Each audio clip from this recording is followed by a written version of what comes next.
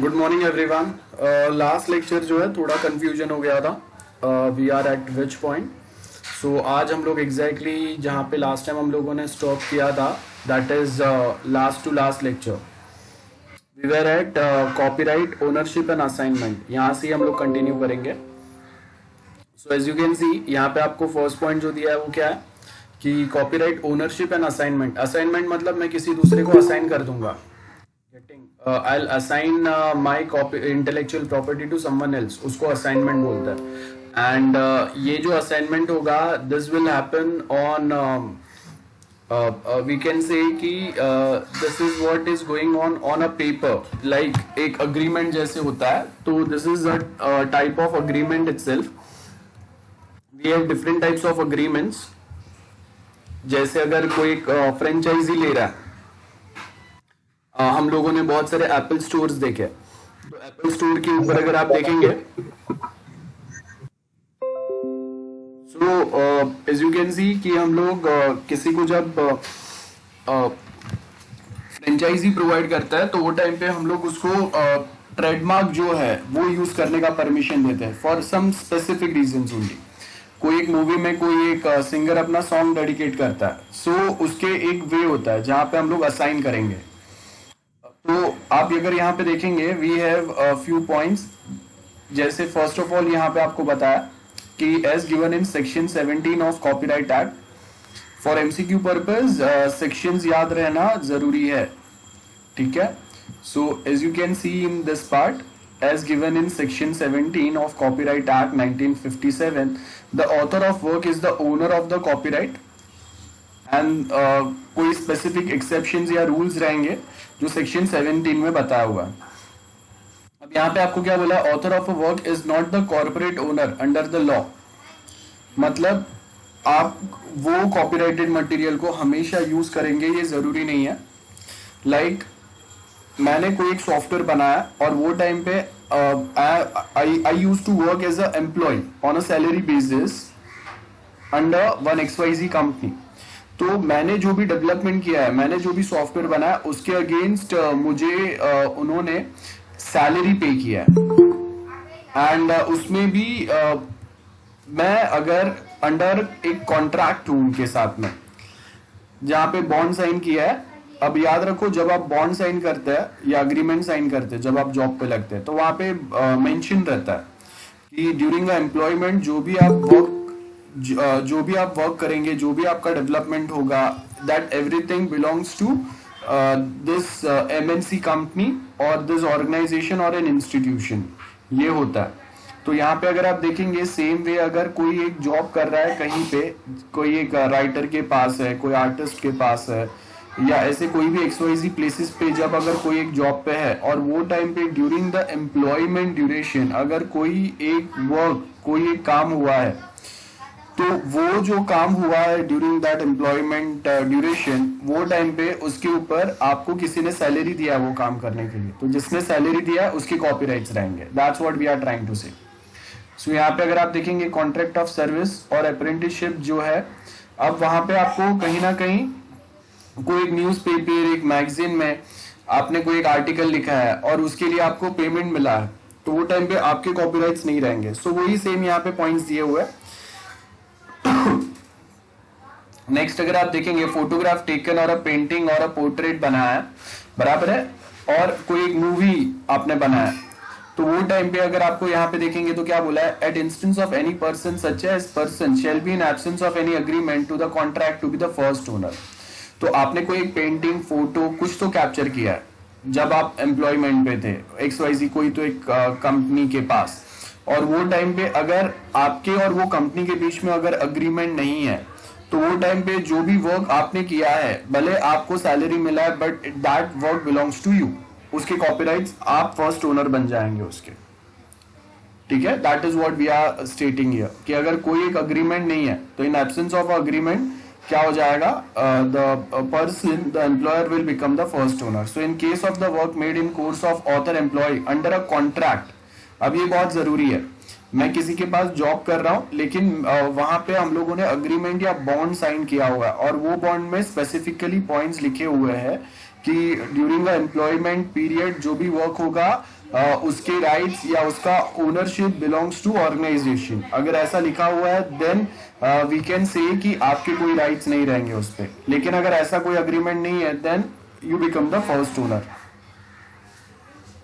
सो यहाँ पे अगर आप देखेंगे आपको पॉइंट दिया है, in case of any address और speech delivered in public, the person who has delivered such speech, if such person has delivered such speech on behalf of any other person, such other person shall be the first owner। जैसे आप देखो कि अब यहाँ पे हम लोग क्या बोल रहे हैं कि मेरा कोई लेक्चर है, अब मैं नहीं आ पा रहा हूँ तो मैंने और किसी को भेजा है जो मैंने बनाए हुए रिसर्च पेपर्स थीसिस को आपके सामने प्रेजेंट करेगा, तो उसने मैंने जो दिया हुआ है उसके बेस के ऊपर वो स्पीच दे रहा है ना, तो वो टाइम पे उसके राइट्स मेरे पास ही रहेंगे क्योंकि मेरे बने हुए रिसर्च पेपर्स के ऊपर किसी ने स्पीच दिया है। In case of government work, government shall be, मतलब क्या होगा, गवर्नमेंट एम्प्लॉय अगर है तो वो टाइम पे government is going to be the first owner of that intellectual property, जो भी वो इंटेलेक्चुअल प्रॉपर्टी वो टाइम पे वहां पे आया हुआ है उसका। And in case of work made और फर्स्ट पब्लिश बाय और अंडर द डायरेक्शन और control of any public undertaking, so कोई भी पब्लिक ऑफिस अगर है और उसके अंडर में अगर कोई काम हुआ है तो वो जो पब्लिक ऑफिस है उसके पास उसके कॉपीराइट रहेंगे। बस, तो यही बेसिक हम लोगों ने बोला हुआ है। और अगर कोई एक इंटरनेशनल ऑर्गेनाइजेशन अगर साथ में अगर इन्वॉल्व है तो वो इंटरनेशनल ऑर्गेनाइजेशन के फर्स्ट राइट रहेंगे, ये बताया हम लोगों ने। आईटी कंपनीज जो है इसमें ये क्वेश्चन बहुत बार आता है कि अगर आप कोई आईटी कंपनी में है, आपने कोई एक सॉफ्टवेयर डेवलप किया और वो टाइम पे वो जो सॉफ्टवेयर है ओके उसके वो जो कंपनी है उनके साथ में आपका कोई बॉन्ड या अग्रीमेंट नहीं है जिसके अंदर बोला गया रहेगा कि ड्यूरिंग एम्प्लॉयमेंट पीरियड ये एम्प्लॉय जो भी कुछ वर्क करेगा उसके वो सारे वर्क का जो अथॉरिटी या ओनर होगा वो ऑर्गेनाइजेशन होगा, तो वो टाइम पे आपके राइट्स उस पर अप्लाई हो जाएंगे। It is as simple as that. So if there is a dispute with an employ where the employer has to prove his right, he has to prove that the work was made in a course of employment under a contract of service. बराबर है। तो अगर कोई dispute अगर होता है कि किसके ओनरशिप किसके कॉपीराइट्स रहेंगे, अगर आपने कोई एक वेबसाइट या कोई एक सॉफ्टवेयर बनाया तो वो टाइम पे यू हैव टू प्रूव कि आपने कुछ वर्क बनाया है, तो या तो आपने एम्प्लॉयमेंट ड्यूरेशन में बनाया या फिर आपने एम्प्लॉयमेंट ड्यूरेशन के बाद में आप उसके साथ एज अ पार्टनरशिप या कॉन्ट्रैक्ट बेसिस पे काम कर रहे थे जहां पे आप उसके एम्प्लॉय नहीं थे। So you are working as a freelancer और समथिंग, और वो टाइम पे आपने अगर बनाया और उसके अगेंस्ट सपोज कोई एक कॉन्ट्रैक्ट आप दोनों के बीच में हुआ नहीं है, तो वो टाइम पे फिर आपके राइट्स आएंगे, है ना। तो वो बेसिक पॉइंट्स दिए हुए हैं। नाउ असाइनमेंट कैसे आएंगे, अब कभी किसके पास ओनरशिप रहेगा वो सेक्शन 17 में बताया हुआ है ऑफ कॉपीराइट एक्ट 1957, जो ऊपर मैंने आपको एग्जांपल बताया।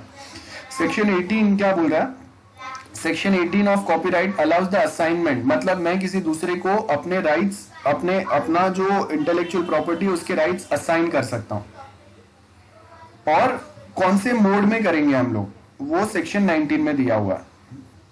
सेक्शन 18 ऑफ कॉपीराइट एक्ट आपको परमिशन कर देता है कि आप अपने कॉपीराइट्स, आपका जो जैसे मेरा एक सॉफ्टवेयर है तो उसके कॉपीराइट में किसी दूसरे पर्सन को असाइन कर सकता हूं। लेकिन सेक्शन 19 में बोला गया है कि वो जो असाइनमेंट होगा वो कौन से वे में होगा।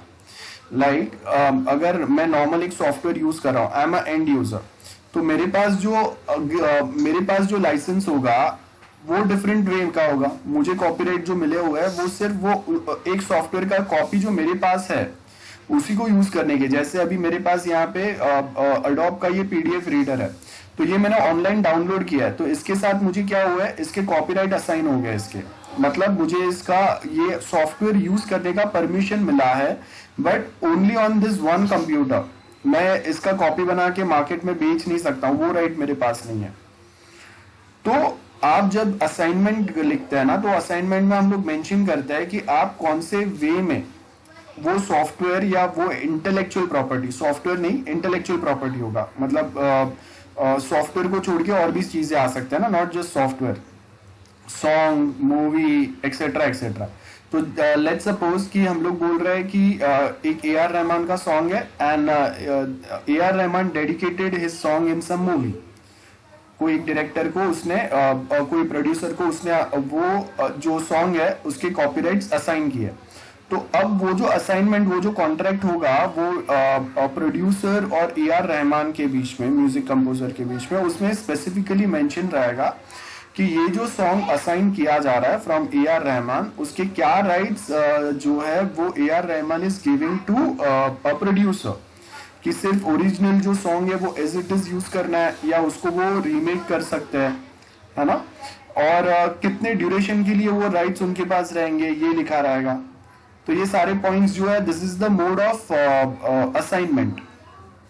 जैसे आप देखो कि एक मूवी है, तो मूवी को आप दूसरों को जब असाइन करते हैं तो उसके अलग अलग मोड रहता है।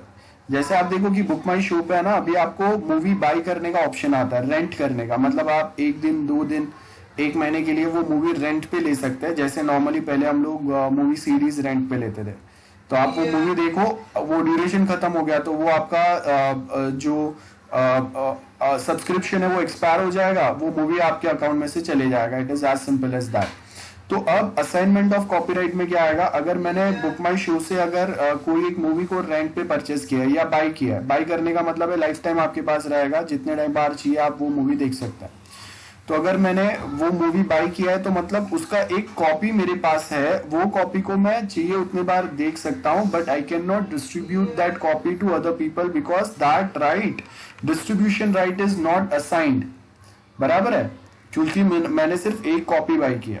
दूसरा वे होगा जहाँ पे जो मूवी चैनल्स होता है वो ऐसे कोई मूवीज को परचेस करता है, तो उनके पास क्या राइट रहता है, they can use that movie for commercial purpose. वो क्या करेंगे, वो मूवीज को अपने चैनल पे टेलीकास्ट करेंगे, उसके बीच में एडवर्टाइजमेंट डालेंगे और उसमें से पैसे कमाएंगे। तो उनको जो वे में मूवी के राइट्स असाइन हुए हैं that is different. Same way एक थिएटर में जब अगर मूवी रिलीज होता है तो वो टाइम पे जो राइट्स असाइन होता है that is also different. So that is what define mode of assignment, कि आप इंडिविजुअल पर्सन को वो मूवी असाइन कर रहे हैं, आप थिएटर को मूवी असाइन कर रहे हैं, आप म्यूजिक चैनल मूवी चैनल को एक मूवी असाइन कर रहे हैं, उसके राइट्स असाइन कर रहे हैं, या फिर you are assigning rights to for remake of that movie. जैसे टॉलीवुड टू बॉलीवुड या हॉलीवुड टू बॉलीवुड मूवीज बनते हैं, अब वैसे वे में असाइन कर रहा है। तो those are the rights, mode of assignments जो मैंने आपको एक्सप्लेन किया। सो वो जो मोड ऑफ असाइनमेंट्स है वो किस में दिया हुआ है, सेक्शन 19 में। और सेक्शन 18 आपको ये परमिशन, ये अथॉरिटी देता है, लीगली आपको ये प्रोविजन दिए हुए है कि you can assign your intellectual property rights, copyrights of your intellectual property to someone else. तो वो आपको किस में दिया हुआ है, सेक्शन 18 में। लेकिन आप कौन से अलग अलग वे में असाइन कर सकते हैं, जिसको आप अपना intellectual property, movie, song, software जो भी आप असाइन कर रहे हैं, वो उसको कौन से वे में यूज कर पाएगा, कितने लेवल तक यूज कर पाएगा, that is everything is defined in section 19 of copyright act 1957.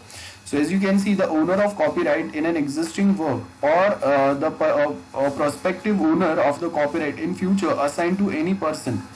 Now this is also defined. If I assign copyright to someone else, अब वो आगे और किसी को असाइन कर सकता है कि नहीं, दैट इज ऑल्सो डिफाइंड, और that is also can be mention in section 19 of copyright act 1957.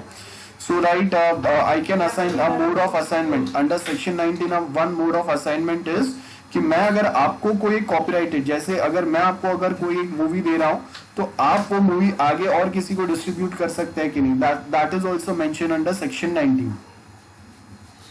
सो यहाँ पे अगर आप देखेंगे, इन case of assignment of copyright in any future work, assignment will effect only when it comes into existence.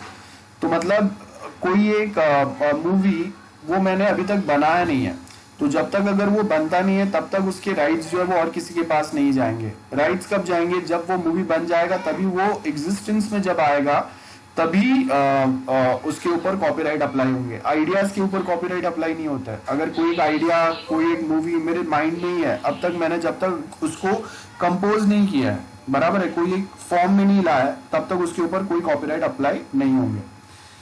So I hope this is very clear to everyone. Copyright रहेगा, एक assignee रहेगा, बराबर है, और एक असाइन, किसी को तो हम लोगों ने असाइनर रहेगा। सो यहाँ पे क्या बोला है, असाइनी जिसने कॉपीराइट असाइन किया है, एंड असाइनर रहेगा जिसको कॉपीराइट असाइन हुआ है।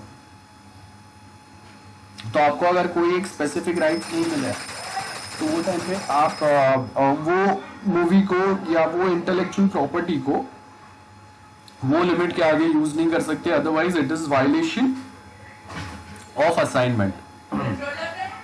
नाउ बहुत बार जब कोई एक इंटेलेक्चुअल प्रॉपर्टी असाइन होता है तो उसमें साथ में रॉयल्टी इंक्लूडेड रहता है। जैसे ए आर रहमान जो है, इसके नाम से सॉन्ग्स मूवी सॉन्ग पॉपुलर हो जाएगा।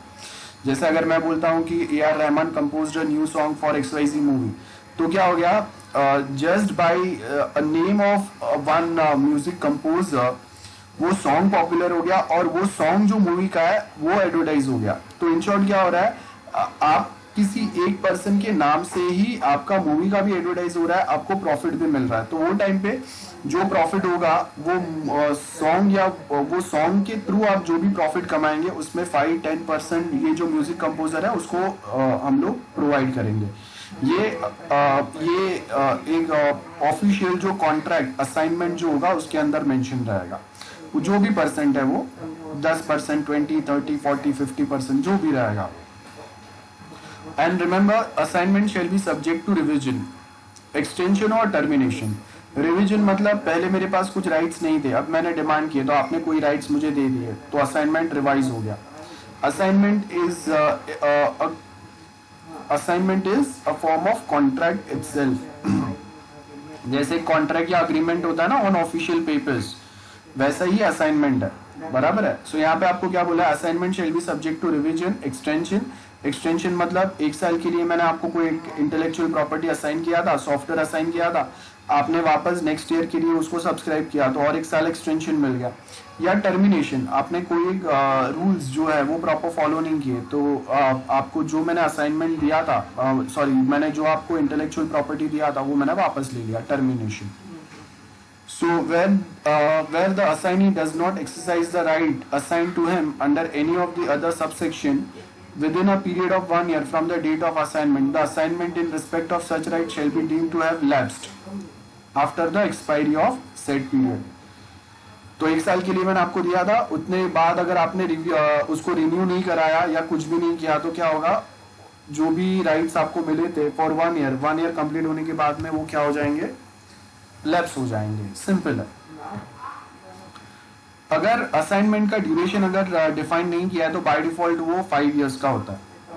तो अगर मैंने आज के डेट में अगर आपको कोई सॉन्ग या मूवी अगर उसके राइट्स अगर दे दिए, अगर उसमें मैंने कोई ड्यूरेशन नहीं रखा तो बाय डिफॉल्ट वो फिर 5 इयर्स पे चले जाता है, ठीक है ना। लाइसेंस ऑफ कॉपीराइट, अब मैं आपको एक ही बार में एक्सप्लेन कर देता हूँ लाइसेंस क्या होता है और कितने टाइप के होता है, ठीक है। Will quickly discuss it. The one notes which we will be referring for studying this license and agreement, तो वहां पे ये टाइटल आना चाहिए IPR cyber law unit 1 to 6 और ईयर 17-18 बताएगा। ये वाले notes we suppose to refer, ठीक है। तो आप चेक कर लो, CR ने आपको जो नोट्स दिए है उसमें ईयर कौन सा लिखा है, बिकॉज डिजिटल सिग्नेचर और उसके लिए भी हम लोग यही सेम पॉइंट्स यूज करेंगे, दूसरे टॉपिक्स जो हम लोगों के हैं उसके लिए भी। ओके, सो जो अभी मैं नोट्स शेयर करूंगा ये सेम मैं ग्रुप पे अपडेट कर दूंगा those who are watching online. तो यहाँ पे देखो हम लोगों को कौन सा पेज नंबर रेफर करना है, we are at page number 82। This is page number 82, ठीक है। यहाँ पे अगर देखोगे आप पेज नंबर 82 है। अब इसमें आपको इंटेलेक्चुअल प्रॉपर्टी लाइसेंसिंग के एडवांटेज डिसएडवांटेज दिए हुए हैं और उसके आगे लाइसेंसिंग का मतलब क्या होता है। So we suppose to read from page number 80। आपको यहाँ पे पेज नंबर 80 पे यूनिट 4 वाला मिलेगा। अब ये पुराना सिलेबस है but this is also part of our syllabus for now, सारा नहीं, फ्यू सिलेक्टेड क्वेश्चंस ओनली। तो यहाँ पे आपको क्या बोला है, what are the general obligation for enforcement of intellectual property rights. अगर मैं किसी को अपना इंटेलेक्चुअल प्रॉपर्टी अगर दे रहा हूं तो कौन से बेसिस पे दूंगा, तो हम लोगों ने क्या देखा, we can provide a license to that person, है ना, हम लोग उसको राइट्स असाइन करेंगे। तो अभी असाइनमेंट के लिए आप क्या करोगे, एक ऑफिशियल डॉक्यूमेंट बनेगा, अग्रीमेंट बनता है वैसा। तो यहाँ पे वही बताया हुआ है, ठीक है, आपको ये पढ़ना है। आईपी लाइसेंसिंग क्या होगा, इंटेलेक्चुअल प्रॉपर्टी लाइसेंसिंग क्या होता है, मतलब मैं ऑफिशियली किसी को लाइसेंस प्रोवाइड करूंगा, जैसे आपका 2 व्हीलर 4 व्हीलर का, बाइक का, कार का लाइसेंस होता है, जिसको यूज करके आप 2 व्हीलर 4 व्हीलर हैवी व्हीकल्स आप ड्राइव कर सकते हैं। अब लाइसेंस अगर 4 व्हीलर का है तो मैं टैक्सी ड्राइव नहीं कर सकता, भले वो 4 व्हीलर ही है, बट उसके लिए मुझे अलग से वापस परमिशन लेना पड़ेगा। देन अगर एक छोटा टेम्पो है, भले वो 4 व्हीलर ही है, बट उसके लिए भी मुझे वापस परमिशन लेना पड़ेगा, बिकॉज 4 व्हीलर का जो नॉर्मल लाइसेंस होता है it is different, and tempo का या हेवी व्हीकल का लाइसेंस होता है वो डिफरेंट होता है। तो जैसे अलग अलग टाइप के लाइसेंसेस होते हैं हम लोगों के, तो 2 व्हीलर का लाइसेंस लेके मैं 4 व्हीलर ड्राइव नहीं कर सकता, and vice versa. Exactly same way आपको कोई एक इंटेलेक्चुअल प्रॉपर्टी का कौन से टाइप का लाइसेंस मिला हुआ है, और उससे पता चलेगा कि आप वो इंटेलेक्चुअल प्रॉपर्टी को कैसे वे में यूज कर सकते हैं। जैसे if you can notice here we have 3 types of license. Okay, कौन से 3 टाइप के लाइसेंस आपको यहाँ पे दिए है? First is sole license. अब ये सोल लाइसेंस जो है, इसका मतलब क्या होगा कि एक कोई इंडिविजुअल पर्सन को मैं ये अपने जो राइट्स है इन फॉर्म ऑफ अग्रीमेंट में प्रोवाइड कर रहा हूं। अब याद रखो, जब आपको अगर लाइसेंस मिलता है तो वो जो लाइसेंस होगा it's going to be in form of agreement. Okay, so first is sole license होता है। सोल लाइसेंस का मतलब होता है कि कोई एक इंडिविजुअल पर्सन को या कोई एक इंडिविजुअल एंटिटी को ही we are allotting the rights of our intellectual property. Now that intellectual property might be a copyright और अ पेटेंट और anything. So as you can see यहाँ पे क्या बोला है, no person other than the licensee and the owner has the right to perform activities stipulated in the agreement. So on paper agreement में आपको specifically we will mention कि okay these are the rights or these are the certain things which you can perform on your intellectual property assigned to you, है ना। The owner may reserve certain rights for himself. जैसे अगर कोई music composer है, he will reserve certain rights to himself and few rights will be provided to a producer or a director जो movie में वो song dedicate हुआ है। सो यहाँ पे आपको एग्जांपल दिया है ऑफ पेटेंट, सो आप वो देख सकते हैं। एक्सक्लूसिव राइट्स का मतलब होता है no one other than the licensee even the licensor can perform activities. Exclusive right मतलब मैंने जो भी राइट्स है वो सपोज मैंने और किसी को असाइन कर दिया। I have a very unique idea about producing electric cars, but वो आइडिया मेरे पास है, but I don't have any brand और I don't have any recognition in market. तो अगर मैं वो आइडिया खुद से अगर इंप्लीमेंट करूंगा, I don't have that much finance as well. So क्या होगा, I will sell my idea to Toyota और any XYZ company who is right now manufacturing such E cars. So उससे बेनिफिट क्या होगा, they will just purchase my idea, they will pay one time amount to me, और उसके बाद में they can modify that same idea as per their needs and requirement. जो उनके cards रहेंगे उसके हिसाब से they made any modification to that original idea. Okay, so that is about exclusive license कि मतलब आपका intellectual property you have assigned to someone else and आपसे ज्यादा राइट्स एवरीथिंग और एनीथिंग दैट XYZ पर्सन और दैट ओनर ऑफ नाउ जिसको आपने असाइन किया, he can perform any task on that. And last is non exclusive. Non exclusive मतलब the end user licence जो रहता है। So if I am using any XYZ software, so आप जो आई अग्री करके क्लिक करते हो, so that is the end user licence which is considered as a non exclusive licence, where we don't find any other advantage where I can access the source code of that XYZ software, or I cannot modify that software, or I cannot redistribute that software at same point of time. So that is a non-exclusive. So total 3 types of license are there: sole, exclusive, and non-exclusive. So these are the 3 types of license. And यहाँ पे आपको advantage disadvantage दिए है। So you will be reading this advantage disadvantage, ये exam में आ सकता है। बहुत सिंपल है। What are the advantage of assigning a license to someone that one can easily get to know, he can easily understand, वही है। तो देखो लाइसेंसर के एडवांटेज क्या रहेंगे, मतलब जो ओनर है एंड लाइसेंसी जिसको असाइन किए हुए हैं, तो ओनर को क्या मिलेगा, आपको ऑफिशियल पता रहेगा कि to whom you have assigned your rights, तो उसके अगेंस्ट आपको फीस या चार्जेस जो भी है वो ये जिसको आपने वो इंटेलेक्चुअल प्रॉपर्टी असाइन किया है, he will provide the same thing to you, so you can earn a profit from it. Then the licensee need not have to spend money and time in rigorous research and development. So someone else have already researched something. They have came up with some or the other good ideas. So you can directly just inherit those ideas for your business benefit. So instead of going for research and development, just go and find out good people, a few people who have invented something, and you can just inherit the same idea in your business process, and directly आपका वहाँ पे profit हो जाएगा. Clear है? So that is one thing. Disadvantage क्या रहेगा? Please read out this disadvantage. Then we have different types of licensing agreement.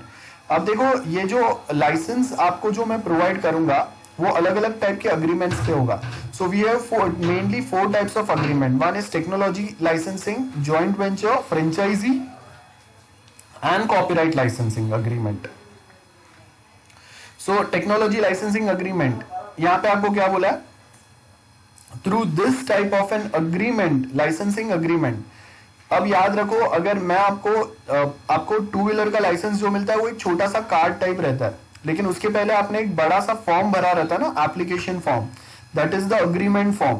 कि आपको अगर कोई एक लाइसेंस अगर मिल रहा है, so this are the way how you are going to use your 2 wheeler license and many other things, और उसका वैलिडेशन पीरियड रहेगा. द सेम वे आपको एक अग्रीमेंट मिलेगा और वो अग्रीमेंट के ऊपर मेंशन रहेगा कि in which type we are assigning you this software or the authority of this software. जैसे if I install some software, तो वहां पे आपको लास्ट में I agree या I do not agree का ऑप्शन आता है, और I accept this agreement, ऐसे ऑप्शंस आते हैं. तो वो क्या हो गया? That is the type of agreement. So first is technological license, licensing agreement. तो इसमें क्या होगा? जैसे अगर मैंने कोई एक सॉफ्टवेयर का लाइसेंस परचेस किया हुआ, अब अभी वो सॉफ्टवेयर जो है वो उस पर क्लाउड सपोर्ट नहीं था, आर्टिफिशियल इंटेलिजेंस सपोर्ट नहीं था. So under this technological licensing agreement we can add और integrate new technology in that existing software, और I can say existing software जहां पे it is not up to date with the current trends और technology. तो आप उसको update करने का आप लाइसेंस मांग रहे हो, ठीक है, वो ये टेक्नोलॉजी लाइसेंसिंग अग्रीमेंट होगा. जॉइंट वेंचर मतलब 2 कंपनी साथ में आके जॉइंट वेंचर पार्टनरशिप में काम कर रहे हैं. जैसे अगर हम लोगों ने एग्जांपल लिया है कि अगर यहाँ पे एक एप्पल स्टोर है, तो इसका मतलब ये नहीं है कि एप्पल ने अपने खुद के शॉप्स या जो स्टोर्स है वो यहाँ पे ओपन किए यूएस से आके. वो एक जॉइंट वेंचर अग्रीमेंट में है विद एनी XYZ पर्सन. तो कोई एक इंडियन पर्सन जिसके पास एक्सपीरियंस है, जिसके पास एक प्लेस है, वो एप्पल के साथ जॉइंट वेंचर अग्रीमेंट में आएगा. And based on this agreement that person can open Apple store in India. He can that XYZ person can use apples logo on his shop, है ना. ये सारे चीजें अलाउड रहेंगे. बट जॉइंट वेंचर लाइसेंस में अगर उसने एप्पल स्टोर का परमिशन लिया है, so he can not sell Samsung phone side by side, stating कि अगर आपको आईफोन अगर महंगे लगता है, you can purchase Samsung as well. That is not allowed. So ये जॉइंट वेंचर रहेगा, पार्टनरशिप, ठीक है. फ्रेंचाइजी अग्रीमेंट, अब यहाँ पे इसमें कंफ्यूजन हो गया.